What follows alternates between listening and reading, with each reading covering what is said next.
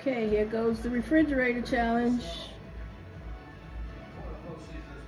Here we go.